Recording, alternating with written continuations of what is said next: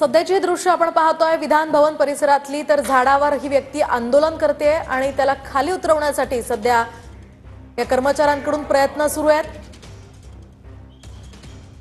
सध्याची ही थेट दृश्य आपण पाहतोय। वरती झाडावर चढून या व्यक्तीने अनोखं आंदोलन सुरू केलेलं आहे। अधिकची माहिती आपण जाणून घेऊयात आमचे प्रतिनिधी गिरीश गायकवाड यांच्याकडून। गिरीश, काय सांगाल?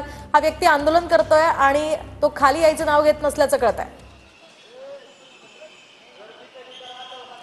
नक्कीच पाहतोय आपण की मागच्या अर्ध्या तासापासून ही व्यक्ती झाडावर जाऊन बसलेली आहे आणि जवळपास 30 फूट उंच झाडावर ही व्यक्ती गेलेली आहे। त्या ठिकाणी भारताचा ध्वज देखील त्यांनी फडकवलेला आहे आणि एक्सपोर्ट आणि त्यासोबतच सेंद्रिय खतांचा मॉल तयार व्हावा अशा पद्धतीचं आंदोलन या ठिकाणी केलं जात आहे, मागणी केली जाते।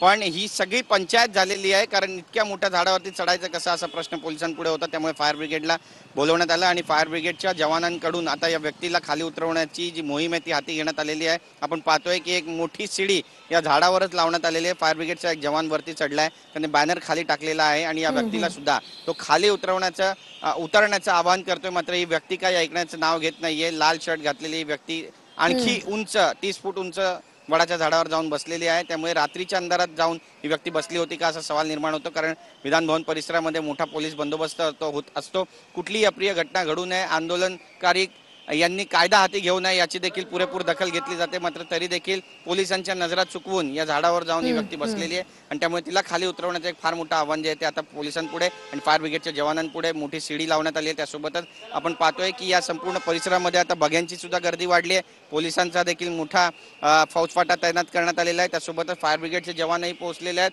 आणि ही व्यक्ती खाली उतरल्यावर नेमक्या त्याच्या मागण्या काय आहेत हे समजणार आहे।